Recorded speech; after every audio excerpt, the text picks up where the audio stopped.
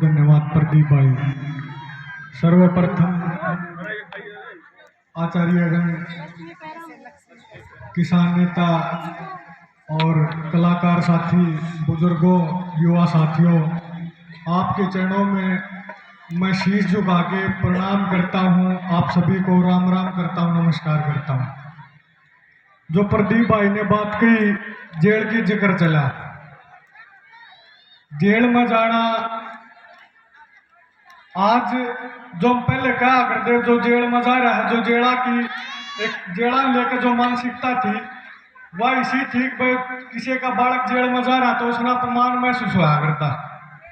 लेकिन अगर आप समाज खातर, देश खातर, अपने वतन खातर, अपनी कौम खातर अगर जेल में जाओ तो जनता सरकार मोर्चा नु कहे अपमान की नहीं, सम्मान की बात है। और मैं आपको बताना चाहता हूं, जब हम जेल में थे, खनौरी बॉर्डर तक मुझे उठाया गया, चंडीगढ़ जो सरकार के साथ मीटिंग हुई, उस मीटिंग से मैं बॉर्डर के ऊपर आया था। मैं जब पकड़ा तो मेरे तब बोले मखा मेरा कसूर क्या है? बोले तू कसूर करे नहीं, तेना मुंह पकड़ा ही नहीं, या वर्डिंग थी उनकी।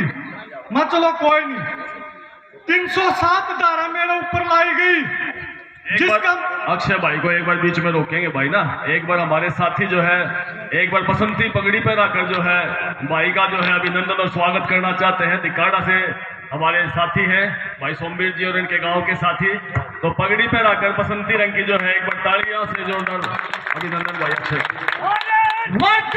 भगत सिंह अक्षय नरवाल जिंदाबाद, जिंदाबाद। वर्तमान भगत सिंह अक्षय नरवाल जिंदाबाद, जिंदाबाद। भाई अक्षय।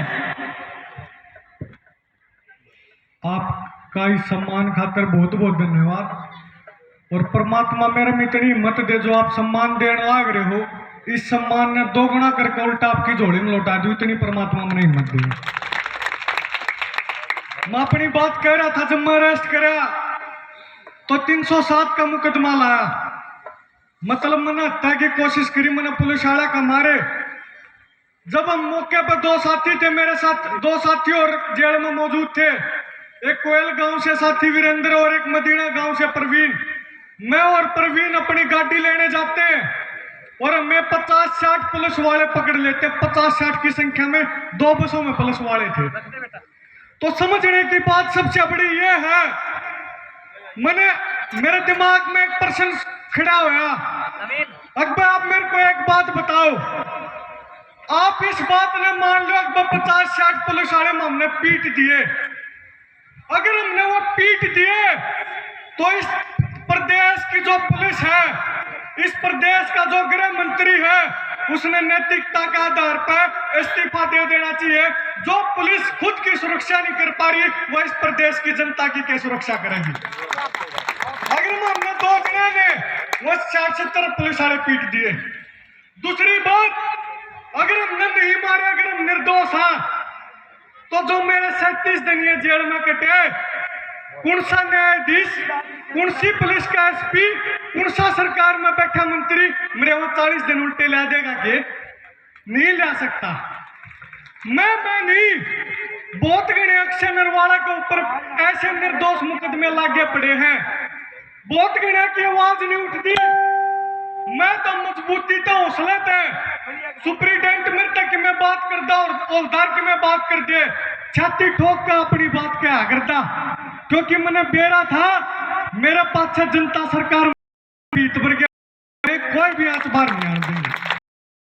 जब उन संघर्ष कर तो उनकी बदौलत हौसला, जब सुप्रीटेंडेंट ने, जब मैंने बार बार आश्वासन देकर मेरे साथी मैंने निर्णय ले लिया, मैं अनशन करूंगा। मैंने इस बात थी, अनशन पर बैठना आसान है, लेकिन अनशन पर तो उठना मुश्किल है।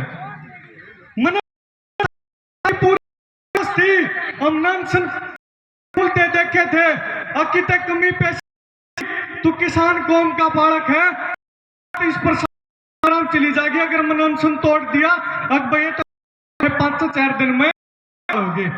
लेकिन मैं संकल्प ले चुका था, क्यों इसलिए ले चुका था अब मेरे भाई मेरे मोर्चे के साथी मजबूती से मेरी गिला बाहर खड़े हैं, आप लोग बाहर खड़े हो।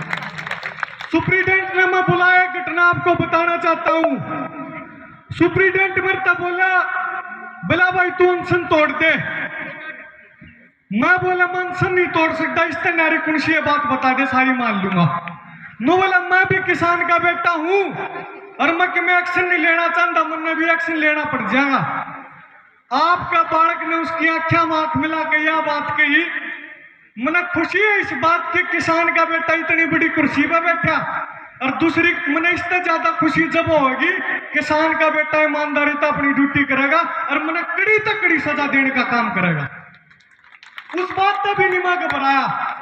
दूसरा मैंने एक बात कही, उसके बाद मुझे चक्कियों में डाल दिया, मेरी मुलाकात बंद कर दी, मैं वकील से मिलना बंद कर दिया, मेरे फोन मिलवाने बंद कर दिए, सबके मैं बंद कर दिया, सबका संपर्क काट दिया।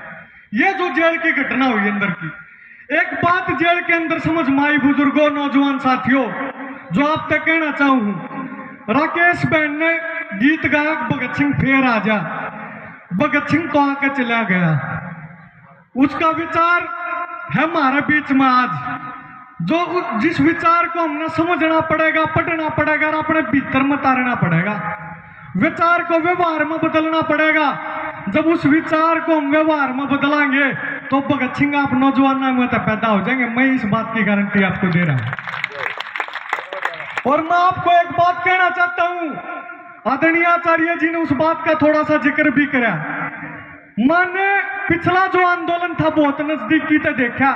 विकास भाई सुशील भाई बैठे हैं, जब पिछला आंदोलन में संघर्ष करा करते, हमने 750 मानस अपने बीच के खोए, दुनिया का सबसे बड़ा आंदोलन करा, लेकिन उसके बाद भी किसान दोबारा आंदोलन कर गया, किसानों की मांग नहीं मानी गई बुजुर्गों। उसका कारण यो था, ये जो सरकार है अलोकतांत्रिक हो चुकी है, ये सत्ताएं निरंकुश हो चुकी हैं और इनके ऊपर निरंकुश अंकुश जब लाग सके है जब नौजवान गांव गांव में तो खड़े होकर इन्हें चुनौती देने का काम करेंगे। आज होने के लाग रहा है, जितनी बड़ी गाड़ी उतना बड़ा नेता, जितनी माड़ा उतना बड़ा नेता, और जितनी ठगी कर रहा होगा उतनी बड़ा हुआ गाड़ी ले रहा होगा। और उसने हम भाई साहब तो मिलवा दो, भाई साहब तो मिलवा दो, भाई साहब तो मिलवा दो। आपने आपके बीच में भगत सिंह जी से लोग विचार के लोग पैदा करने पड़ेंगे। जेल के अंदर मेरे अंदर बात समझ में आई, जो आप लोग सड़क पर संघर्ष करने लग रहे हो ना, इस सड़क के संघर्ष को सड़क से लेकर सदन तक संघर्ष करना पड़ेगा। नौजवानों की 65% जनसंख्या इस देश में, लेकिन आप देखो राज्यसभा, लोकसभा, विधानसभा कितने नौजवान बैठे हैं। जितने भी नौजवान जाए हैं, किसी का दादा एमएलए था, किसी का दादा सीएम था, किसी का दादा किमें था, को गरीब बालक का, आपके मजदूर का, किसान का, कर्मचारी का गया आपके बीच में था? गया कि नहीं गया? क्यों नहीं गया? हमारी कमी रही। मामा पस मन नहीं से मानस नू देखिए, अकबर राजनीति की बात करे है। मैं बोला राजनीति तो बहुत पवित्र शब्द है। अगर राजनीति को गंदा करने का काम किया है तो अजय मिश्रा टेनी जैसे लोगों ने करने का काम किया, जिसने किसानों को कुचल दिया और उसके बाद मंत्री प्रकार रहा, उसके बाद दोबारा इस लोकसभा की टिकट दे दी गई। तो बीजेपी जैसे लोग, इन पार्टियों के लोग इस राजनीति को गंदा करने का काम कर रहे हैं। इस पवित्र शब्द को, इस पवित्र राजनीति के शब्द को दोबारा से शुद्ध करना पड़ेगा, पवित्र करना पड़ेगा। और वो क्यों करोगा?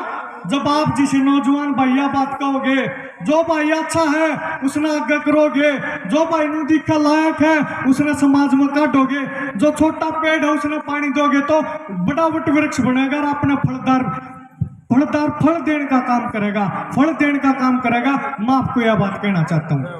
और अंत में एक बात जिक्र करना चाहता हूँ। 23 मार्च को गुहाना में पिछला कार्यक्रम होया, हमने हुसैनी वाला शहीदों के स्मारक के ऊपर देसी घी की जोत, जो भाइयों ने लिखा है कि गौ माता और शहीदों के नाम का ये दिन है, गौ माता के घी की जोत वहां पे जलाने का काम करा, जिसकी सौगंध से सिर्फ भारत नहीं, जिसकी सौगंध पाकिस्तान तक भी जाओ, क्योंकि वो गांव बॉर्डर के ऊपर है और अमन चैन शांति का संदेश लेके जावे है, हमारे शहीदा की आह्वान लेके जावे है। और उसके बाद जो तो हमने शहीदा के स्मारक के ऊपर उनका सम्मान में जगा दी। आज समय आ चुका है हम भगत सिंह के विचार की जोत हर नौजवान के दिलों में जगाने का काम करें। आज वो समय आ चुका है बुजुर्गों। नौजवान साथियों, इस जीवन में मैं जब जेल था घर के पूरे परेशान, भीतर मन ने रोटी खानी छोड़ी, बाहर मेरी मान खानी छोड़ दी। मन ने सुप्रीटेंडेंट समझावे अक भाई तारे घर का लिखा, तेरे घर के परेशान हो रहे होंगे और कि न्यू हो रहा होगा, न्यू हो रहा होगा। मैंने बोला ऐसा है जी, अगर निर्दोष पुणे की सजाएं देनी है तो छोटी मोटी ना दो। 23 मार्च आने लग रहा है, मैं आख्या मां गाल गया बात की, मैंने फांसी की सजा दो अगर निर्दोष ही ना सजा देने लगे तो। और मैं इस बात का आप लोग बुजुर्गों, जब आप नौजवान साथियों, जब आप लोग ईमानदारी से काम करते हो तो परमात्मा देखे है, चीज फड़ा फूड़ा जरूर है। यो मेरा अनुभव रहा है 6-7 साल का।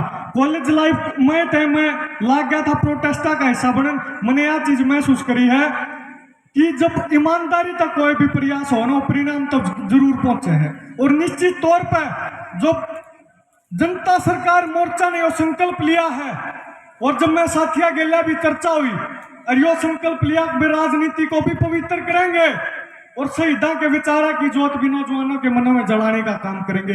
यो काम भी जनता सरकार मोर्चा ने करना होगा। अगर आज नहीं जागे तो आगे टाइम नहीं रहोगा, आगे टाइम नहीं रहोगा। समझन का भी अब क्या सोची थी क्या बन गई वो काम हो जाएगा। तो मैं अंत में इसी बात के साथ, वक्ता बहुत है, ज्यादा समय नहीं लूंगा, मंच की भी अपनी मर्यादाएं हैं। एक बार जोरदार नारे के साथ इनकलाब जिंदाबाद का दोनों हाथा का नारा लाके, इनकलाब जिंदाबाद, इनकलाब जिंदाबाद, इनकलाब जिंदाबाद, जिंदाबाद जिंदाबाद। बहुत बहुत धन्यवाद, आपने मान सम्मान दिया, आप सबका मेरी बात सुनी। दादरी की इस पावन तरह का बहुत बहुत धन्यवाद। जय जवान जय किसान। धन्यवाद।